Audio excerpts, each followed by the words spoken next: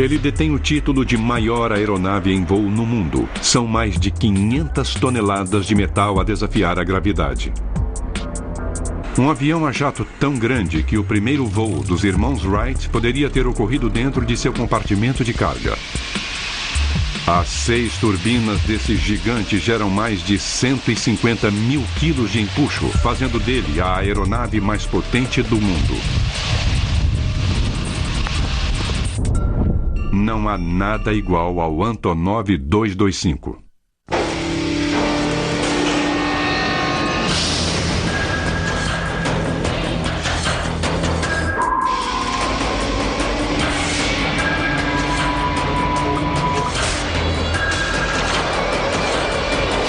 Superestruturas.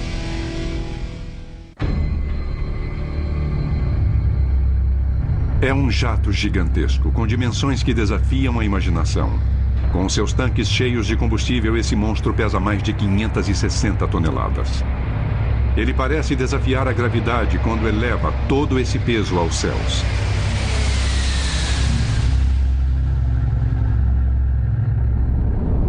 É um avião tão grande que até o homem encarregado de pilotá-lo achava que ele não iria sair do chão.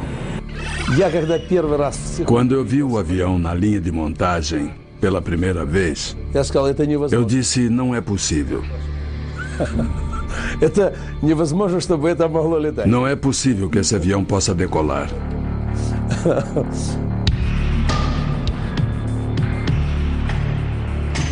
Sua envergadura mede 88 metros. O diâmetro da fuselagem é de 19 metros.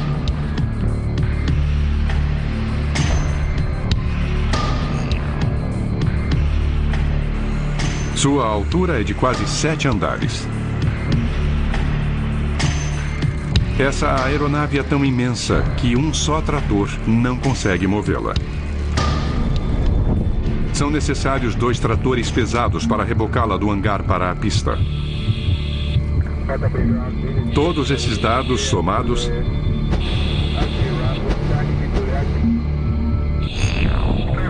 significam que o Antonov 225 é o maior jato comercial do mundo.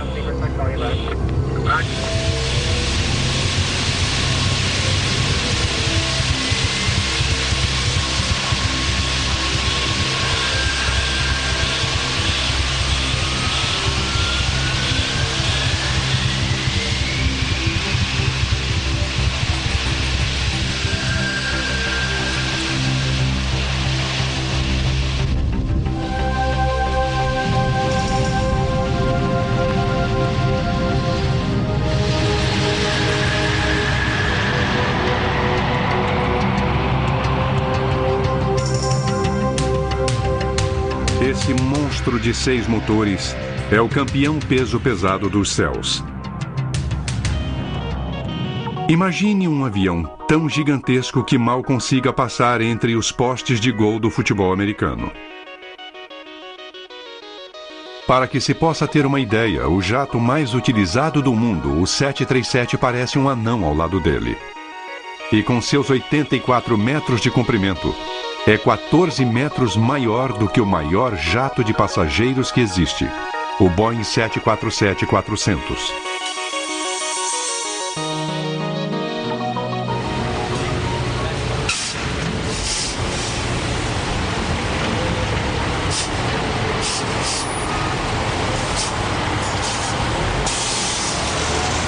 Nenhum avião no mundo se compara ao Antonov 225 em termos de capacidade de carga. O C-17 Globemaster da Força Aérea Norte-Americana transporta 85 toneladas. E o poderoso C-5A Galaxy sobe aos céus com 135 toneladas. Mas em termos de cargas gigantes, os aviões Antonov da Ucrânia estão numa outra classe. O Antonov 124, o irmão menor do 225, se é que algo desse porte pode ser chamado de menor, aceita uma carga de mais de 150 toneladas. The 225 O 225 é a próxima ordem de magnitude. Sua capacidade de carga é de 250 toneladas e é capaz também de carregar 250 toneladas sobre seu teto. Além de ser o campeão de levantamento de peso, o avião é imenso. Sua fuselagem é cavernosa, capaz de engolir 8 casas de tamanho médio. É um jato colossal. Já houve quem, ao ficar à sua sombra, o chamasse de céu encoberto de alumínio. Mas ser o maior do mundo não é a única coisa que distingue esse jato soviético de todos os outros aviões. Não se encontra um Antonov 225 com facilidade. Na verdade, você está vendo o único que existe.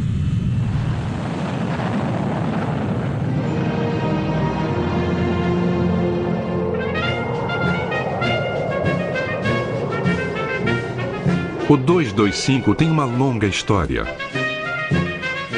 de criação, abandono e depois de um renascimento que lembra a lenda do Fênix, pois ele voltou aos céus vindo das cinzas econômicas da antiga União Soviética. A odisseia desse jato único realmente o coloca numa classe à parte de todas as outras máquinas voadoras. O Antonov 225 evoluiu da competição intensa com os Estados Unidos da América pelo domínio do espaço. Esse pesado monstro de metal foi construído na Ucrânia em 1988 para carregar o ônibus espacial soviético. O ônibus espacial, com seus 36 metros, ficava confortavelmente apoiado sobre os ombros largos do Antonov 225 e era ofuscado pelas dimensões da aeronave projetada para transportá-lo.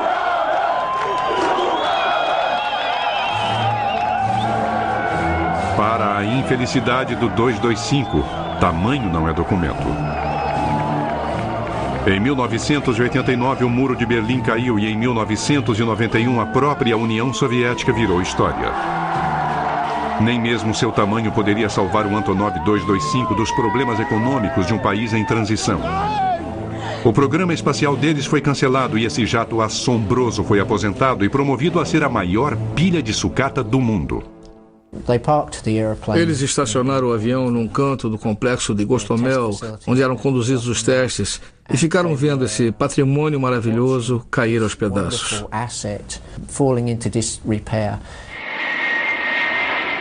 Quase 10 anos iriam se passar até que o poderoso Antonov 225 viesse novamente a desafiar as probabilidades e a gravidade.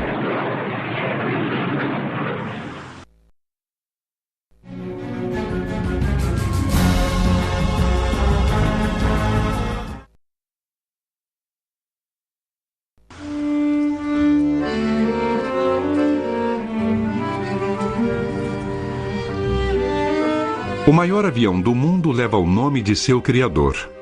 O nome de um homem cuja paixão pelos aviões teve início no tempo em que o czar Nicolau II ainda imperava sobre a Rússia e a ciência aeronáutica vivia sua primeira infância. Ele viria a se transformar num dos heróis de uma nação que ainda não existia. Oleg Konstantinovich Antonov nasceu no dia 7 de fevereiro de 1906, perto de Moscou. 3 anos apenas depois de os irmãos Wright terem voado pela primeira vez em Kitty Hawk. Enquanto seu país atravessava a Primeira Guerra Mundial e a Revolução Comunista, o jovem Antonov mantinha sua cabeça nas nuvens. Ele colecionou peças de aviões da Primeira Guerra e sua fascinação com o voo o levou a projetar seu primeiro planador. Oleg Antonov construiu sua primeira máquina voadora em 1923, quando tinha 17 anos de idade.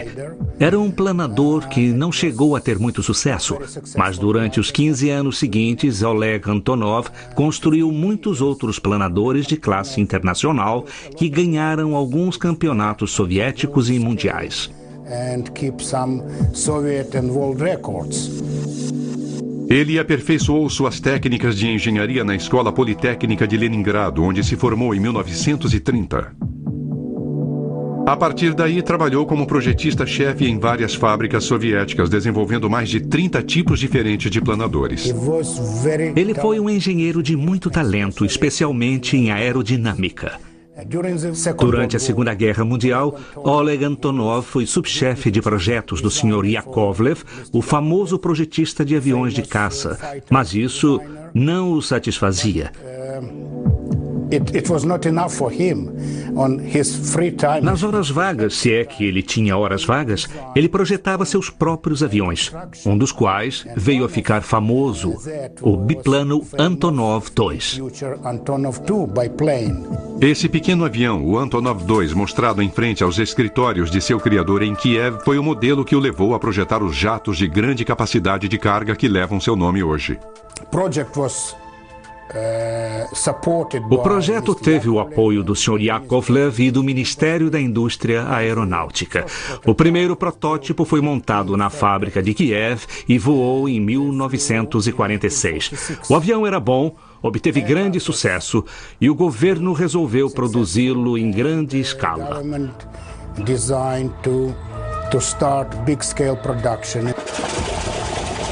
Antonov montou seu próprio escritório de projetos em Kiev, com o objetivo de construir um avião que resistisse aos rigores climáticos de toda a vasta União Soviética. Uma aeronave que fosse capaz de pulverizar as plantações na Ucrânia e depois levar correspondência às regiões desoladas e congeladas da Sibéria. Foram construídos 18 mil desses burros de carga e muitos ainda prestam serviço hoje.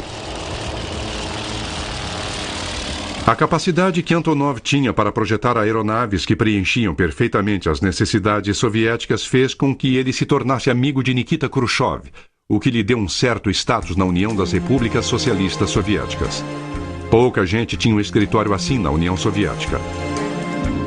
O escritório de Antonov foi preservado como se fosse um santuário e está cheio de objetos antigos que lembram a Guerra Fria, gravadores secretos, sistemas complexos de comunicação e painéis secretos. Esses objetos revelam truques de pouca tecnologia que eram usados na prática da engenharia e dizem muito sobre Oleg Antonov e seu papel vital para a aviação soviética. Antonov continuou a projetar aviões nesse escritório e esses aviões ficavam cada vez maiores graças a esse homem ao qual a Ucrânia dedica uma admiração pouco divulgada, por ele ter consistentemente produzido os maiores aviões do mundo. A primeira aeronave de fuselagem larga do mundo foi projetada aqui em 1965, o Antonov 22.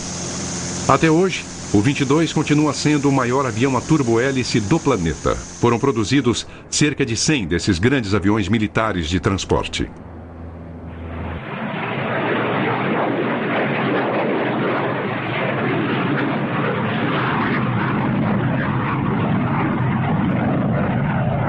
E depois veio o que é ironicamente chamado de irmão menor do maior jato do mundo. O Antonov 124.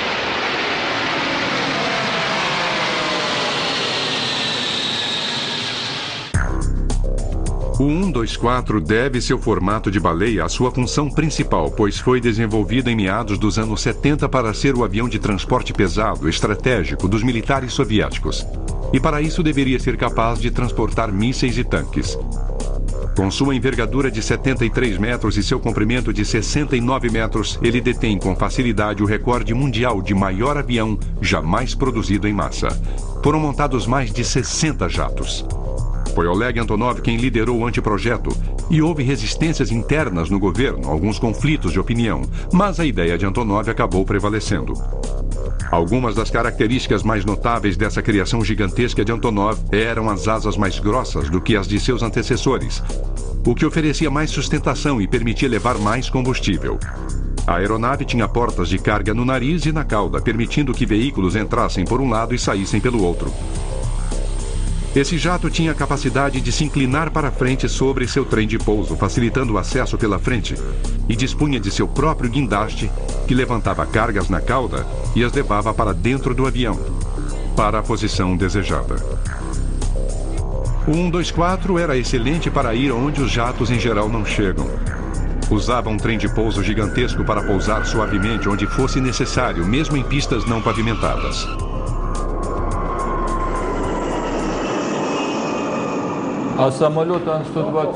O Antonov 124 é capaz de pousar em pistas de pouso primitivas. Já pousou até na região polar em campos de pouso congelados, quando transportávamos suprimentos para aquelas regiões.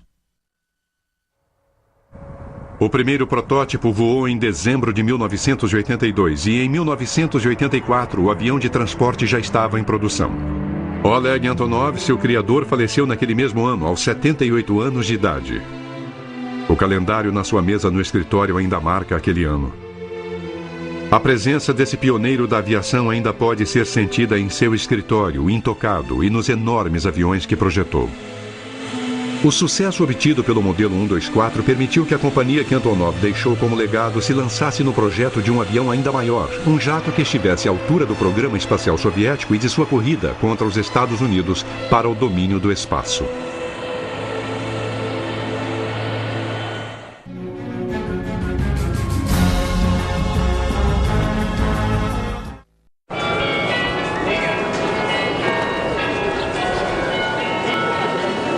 Uma coisa é certa, na antiga União Soviética, o que era maior era sempre considerado como melhor. Das estátuas colossais aos helicópteros desajeitados, o tamanho dominava. A competição com o Oeste era feroz durante a Guerra Fria, e os projetistas da Antonov se esforçavam para superar os americanos. Eu me lembro que competíamos com os Estados Unidos o tempo todo em termos de aeronaves de transporte. Eles construíram o Hércules, nós construímos o Antonov 12. Depois o Antonov 22. Eles construíram o C-5. Construímos o Antonov 124. Depois só o Antonov 225. Talvez os Estados Unidos não precisassem de um avião maior e talvez não tenham construído mais nada justamente por causa do Antonov 225.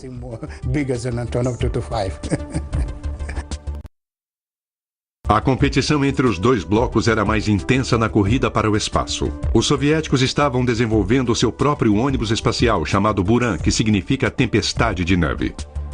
Seu projeto era parecido com o ônibus espacial americano. Os engenheiros soviéticos haviam tentado projetar algo diferente, mas no fim uma cópia dinâmica em forma de flecha foi a escolhida. Há, no entanto, diferenças significativas, pois o Buran não tem motores principais para que possa levar mais carga, e por isso depende exclusivamente dos foguetes externos para entrar em órbita, o que lhe dá uma capacidade de carga 4 vezes maior. Diferentemente do ônibus espacial americano, que tem motores principais com tanque externo e foguetes propulsores a combustível sólido, o Buran usa foguetes que queimam combustível líquido controlados por acelerador, que são ligados e desligados para evitar explosões, como a que causou o fim da missão Challenger em 1986. Nos anos 80, o programa do ônibus espacial soviético estava atrasado, mas eles queriam acompanhar o ritmo do programa norte-americano. Os soviéticos não tinham um veículo maior para transportar o Buran, por isso, em 85, foi iniciado o programa do Antonov 225. Era necessário inventar e projetar um sistema e um veículo para transportar esse ônibus espacial para a área de lançamento que ficava muito distante da fábrica. Essa aeronave foi construída sob exigências muito fortes, tanto em termos de prazo como de custo. E tudo era consequência do fato de que os Estados Unidos já tinham seu ônibus espacial e a União Soviética estava ficando para trás.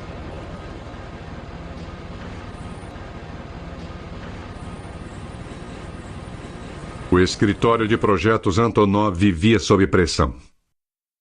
Por isso, eles decidiram modernizar o Antonov 124, atualizá-lo e usar os componentes e peças que estavam prontas do 124 para criar um jato maior e mais eficaz para transportar o ônibus espacial.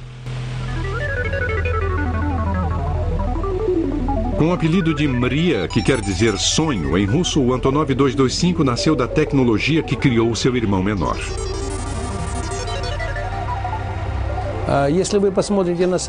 Olhando bem para o 225, é possível notar que ele tem muitas semelhanças com o Antonov 124.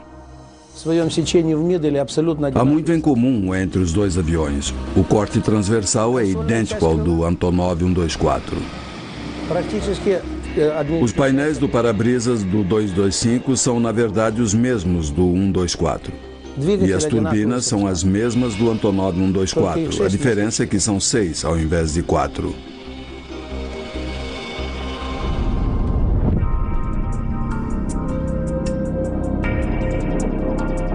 Mas as comparações param por aí. Não é preciso ser perito em aviação para identificar as diferenças entre os dois modelos, e a maioria tem a ver com porte e potência.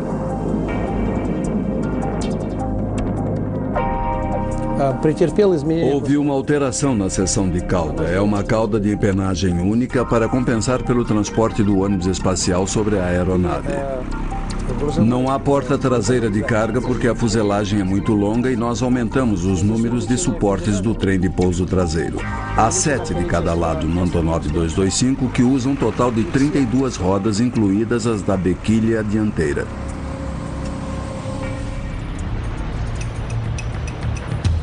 Os projetistas da Antonov em Kiev receberam ordens para projetar e fazer voar esse jato gigantesco em apenas 3 anos e meio. No início, a tarefa parecia impossível. Os engenheiros não conseguiam nem encontrar um galpão suficientemente grande para montar o jato. Foi um problema encontrar um local para construir a aeronave, pois ela não caberia em nenhuma das instalações existentes. No início, tivemos de construir a fuselagem em seções e armazená-las em ângulo para que coubessem dentro do galpão.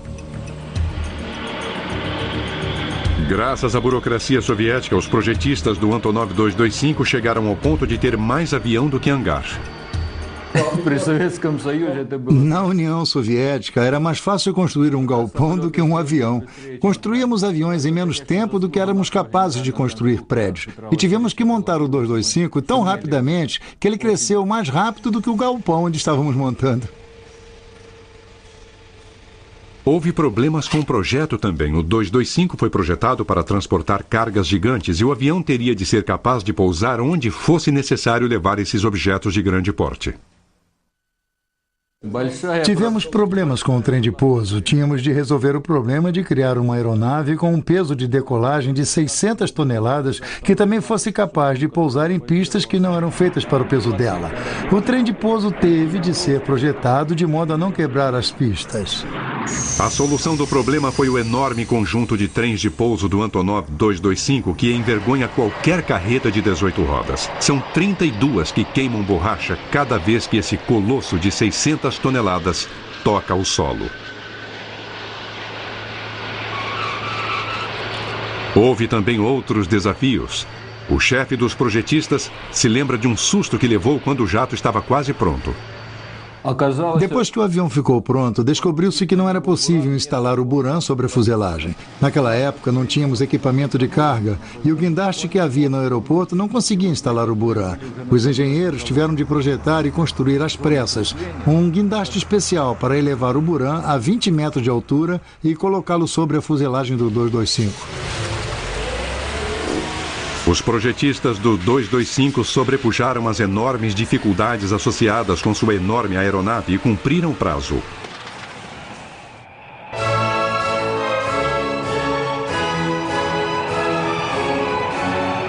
Ele foi rebocado para fora do hangar com toda pompa e circunstância. Chegara a hora de provar que esse gigante de 6 motores podia voar.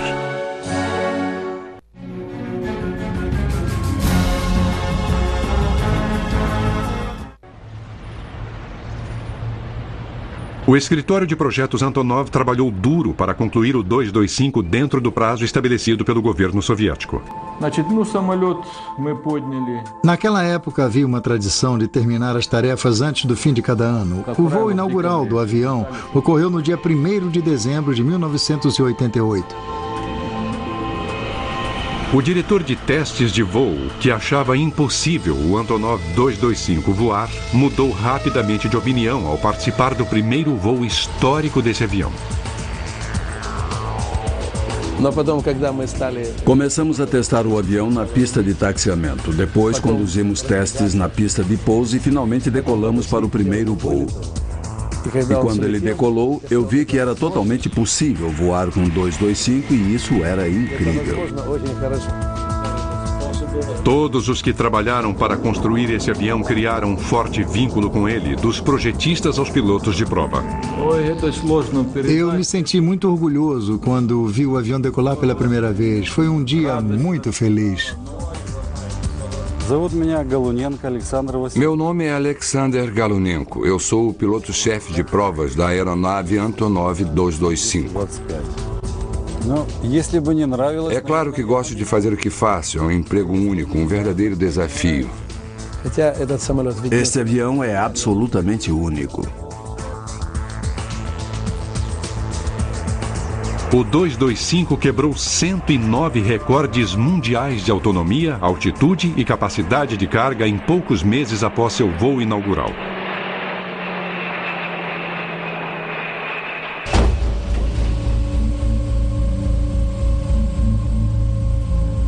Em 1989, o avião cumpriu a missão para a qual foi projetado. Voou com um ônibus espacial soviético que pesava 90 toneladas preso ao seu exterior pela primeira vez.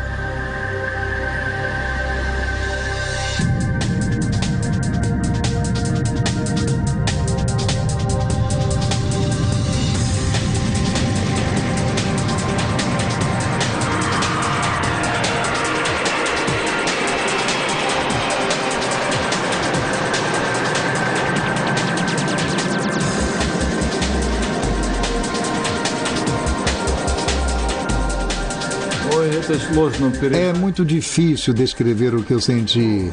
Orgulho, alegria. Eu fiquei eufórico, muito alegre quando ele voou com o Buran. Todo mundo ficou muito feliz.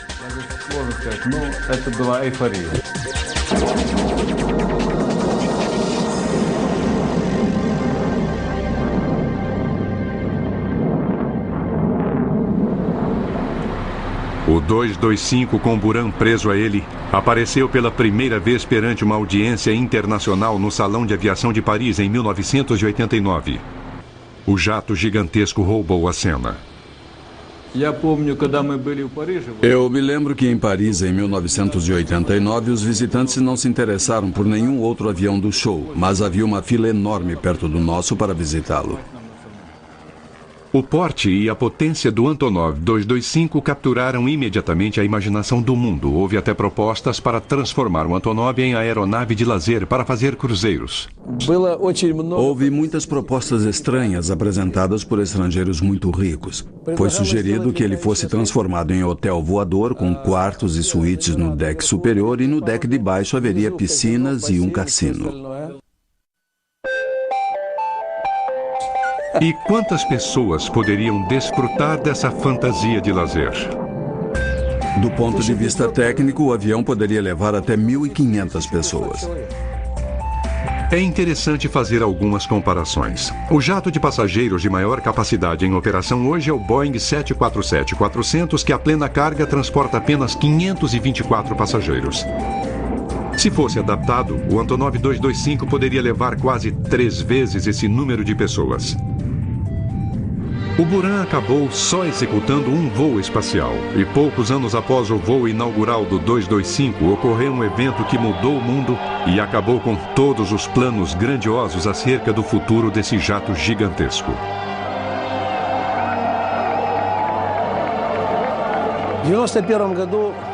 Em 1991, a União Soviética entrou em colapso e seu programa espacial, do qual esta aeronave fazia parte, ficou sem financiamento.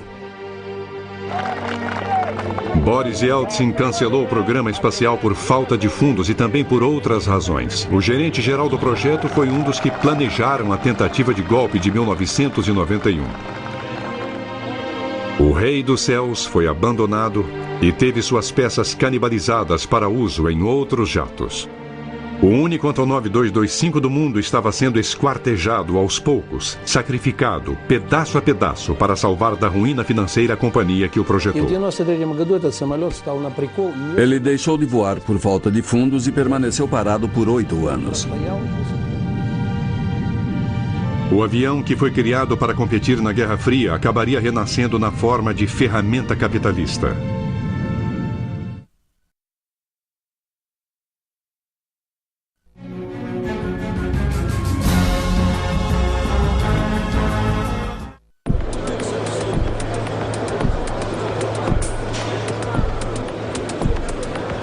Com a queda da União Soviética, o escritório de projetos Antonov foi forçado a lutar por sua sobrevivência. Para continuar funcionando sem verbas do governo, começaram a utilizar sua frota de aviões comerciais gigantescos.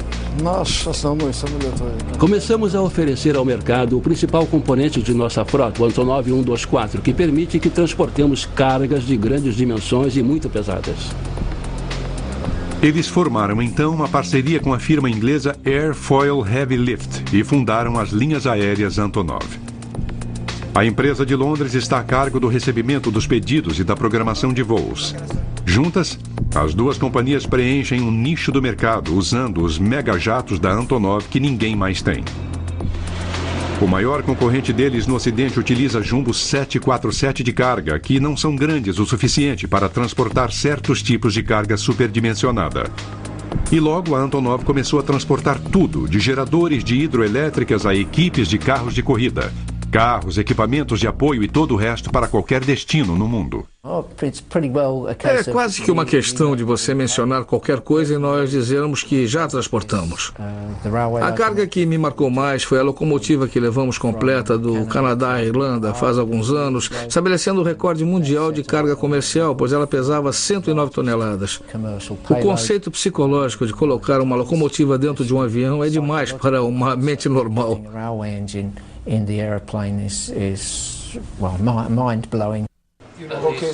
Ok, estamos falando de um total de 120 toneladas, metade sendo descarregada em Chicago e outra metade na Colômbia. Aqui fica o centro de operações da Airfoil Heavy Lift, e é daqui que coordenamos os voos que operamos juntos com o escritório de projetos da Antonov, que inclui aviões Antonov 124 e 225. O planejamento é crucial quando a carga é muito grande ou muito pesada, ou ambos, e os computadores ajudam a determinar como a carga vai ser colocada a bordo. Desenvolver o plano de voo é também um grande desafio. Cargas pesadas resultam em alto consumo de combustível e, em geral, são necessárias várias escalas para reabastecimento. O impressionante é que os maiores aviões do mundo não exigem as maiores pistas de pouso do mundo. Esses aviões podem pousar em espaços limitados. O 124 pode pousar até em campos gramados, o que o tornou muito popular na África, onde transporta suprimentos que salvam vidas. Um deles, uma vez, levou 452 refugiados etíopes para um local seguro. O grande 124 sustenta também o escritório de projetos Antonov. Ao utilizá-lo para prestar serviços, a companhia conseguiu sobreviver à queda da cortina de ferro. O nosso Antonov 124 produz dinheiro que, em tempos difíceis, ajuda a manter nosso escritório de projetos em Kiev.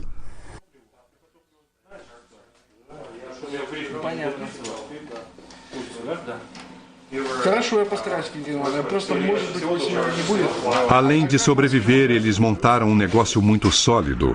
No fim dos anos 90, a companhia estava recebendo pedidos para transportar cargas de mais de 150 toneladas, que é a capacidade máxima do Antonov 124. Ganhamos muita experiência em transporte comercial com a operação do 124 e chegamos à conclusão de que havia uma demanda para transporte de cargas com peso além da capacidade do 124. Aparecera uma oportunidade para o 225 e sua enorme capacidade de carga, mas ele estava enferrujando num aeroporto ali perto. Os dirigentes da companhia perceberam que ele poderia suprir a demanda por transporte de megacargas.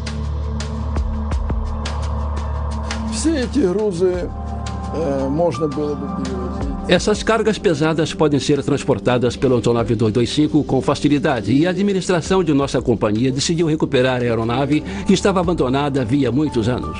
O escritório de projetos Antonov decidiu que o jato de carga deveria retornar aos céus e estabeleceu uma meta ambiciosa: fazer o segundo lançamento do enorme Antonov 225 no Salão de Aviação de Paris. Mas depois de ficar parado durante 8 anos, o 225 precisava de uma reforma completa antes de poder voar novamente.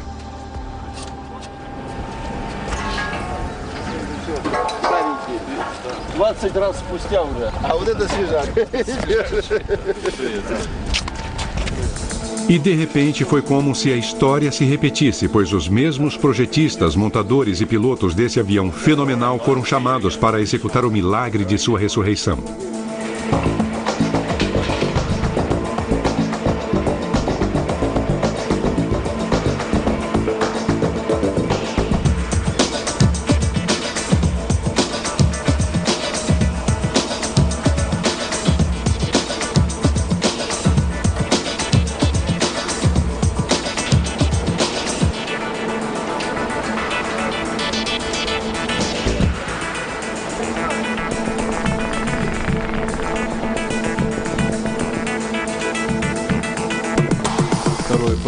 O nosso problema agora é obter o certificado da aeronave. Queremos obter um certificado múltiplo, o que significa que temos que substituir alguns sistemas militares por sistemas civis por razões de segurança.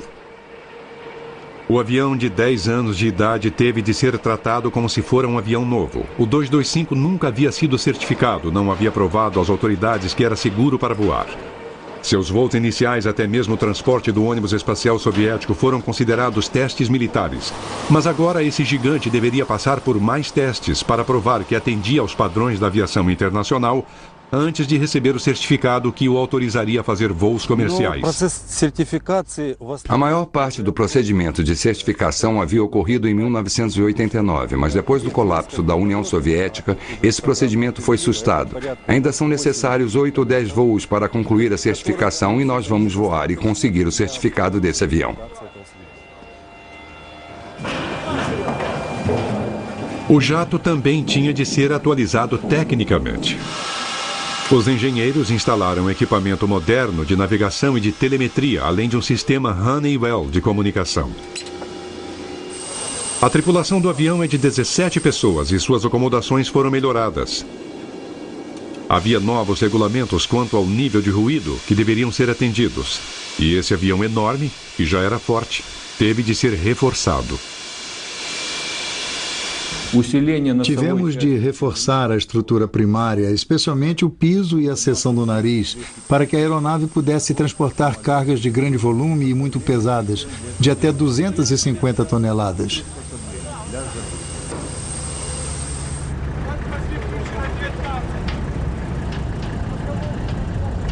Todas essas melhorias foram necessárias para preparar esse grande jato para longos transportes.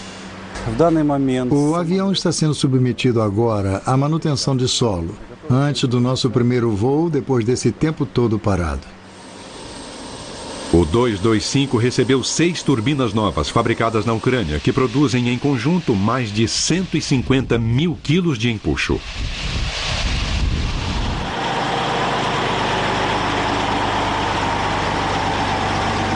Para alcance máximo, o jato tem de levar 280 toneladas de combustível, o equivalente a 290 mil litros. O suficiente para encher os tanques de 6 mil carros de porte médio.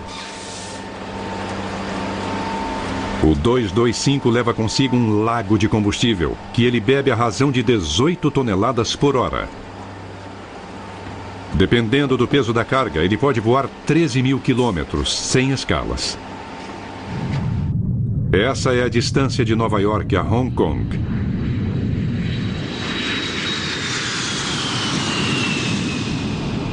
Antes que um piloto faça esse enorme pássaro abrir suas asas de quase 90 metros, ele tem de se preparar para algumas das peculiaridades de um monstro desse porte.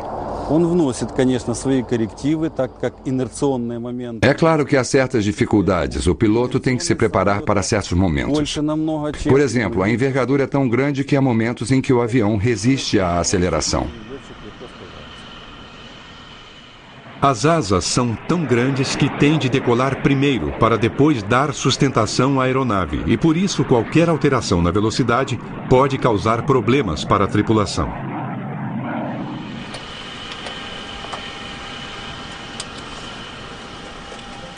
E a cabine, colocada lá em cima, faz com que o piloto fique a uma altura de 3 andares sobre o solo. E o que ele vê não é necessariamente o que precisaria ver.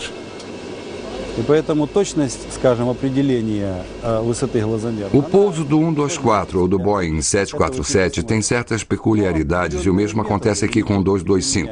Por exemplo, os olhos do piloto estão a cerca de 10 metros do solo quando ele pousa. E ele tem que confiar nos instrumentos para pousar, e não no que vê.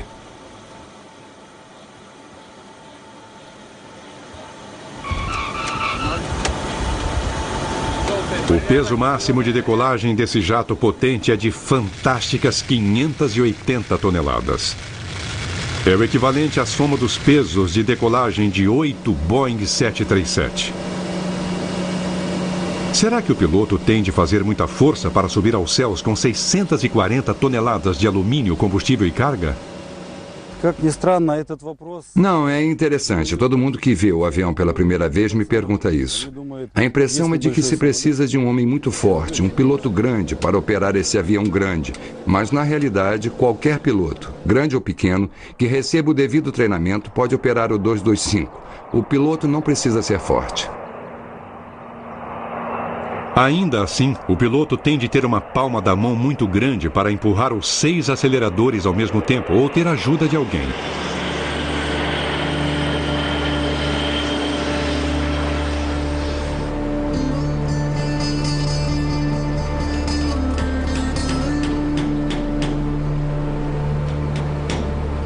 No período de 1 ano de ser retirado da naftalina e depois que as peças canibalizadas foram repostas e os sistemas de bordo atualizados, os homens que originalmente montaram o 225 podiam voltar a se orgulharem dele.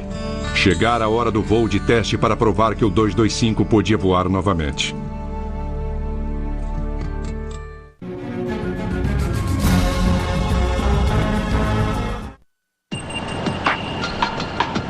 Foram gastos 20 milhões de dólares na reforma do Antonov 225 e em abril de 2001, depois de 8 anos no solo, o Golias de 6 turbinas acelerou e decolou no seu segundo voo inaugural.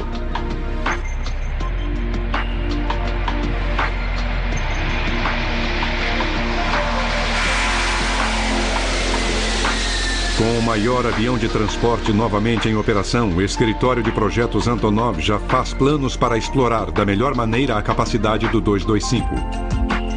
O avião tem grande capacidade de carga, podendo levar ao ar mais de 250 toneladas. E seu compartimento de carga de 43 metros de comprimento poderia engolir toda a fuselagem de um Boeing 737. Os engenheiros estão estudando a possibilidade de transportar fuselagens de 737 entre fábricas que distam milhares de quilômetros umas das outras. E o avião tem outra característica única, pois pode transportar carga no seu exterior, como o fez com o ônibus espacial soviético. Módulos aerodinâmicos estão sendo projetados para serem colocados sobre a aeronave no lugar do ônibus espacial. Eles vão levar volumes que sejam grandes demais para entrar no imenso compartimento de carga do 225.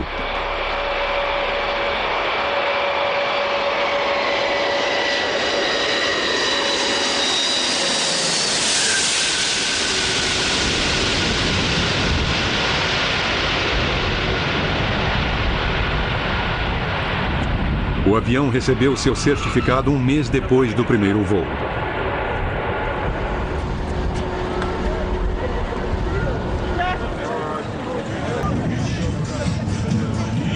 Foi um dia de muito orgulho para os ucranianos. Numa grande cerimônia, à qual compareceu o presidente Kuchma, da Ucrânia, a aeronave recebeu sua certificação para a operação comercial. O trabalho começou a dar frutos poucas semanas depois e eles conseguiram atingir sua meta.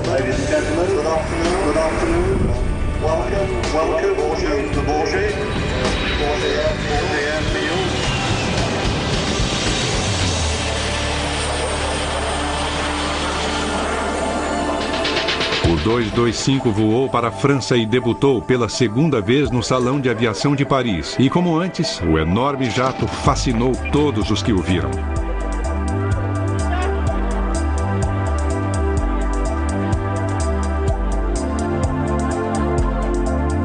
Mas dessa vez o 225 apareceu como representante do comércio e não dos cosmonautas.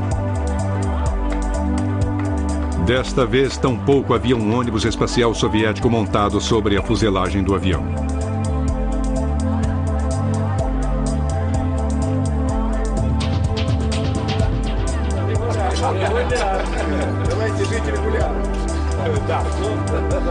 Em vez disso, a tripulação do Antonov fez o maior número de contatos possível, na esperança de conseguir contratos para transportar carga de outros países no seu avião, único no mundo. E quando o Antonov 225 finalmente rugir sobre a pista e elevar todo o seu peso, as pessoas que assistem ao show em Paris não vão ver apenas o renascimento do maior jato do mundo. vão ver um grupo de homens da antiga União Soviética voando para um novo mundo econômico.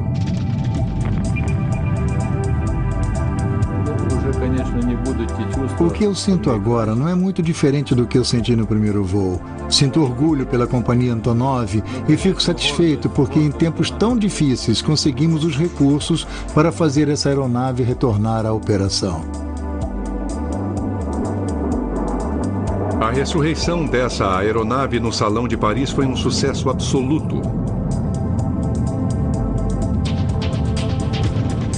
13 anos depois de seu voo inaugural, o 225 está de volta aos seus momentos de glória. Transformado de gigante da Guerra Fria em gigante comercial, esse jato de fuselagem larga está pronto para enfrentar os rigores do transporte de cargas pesadas por todo o planeta. Versão brasileira Sincrovídeo.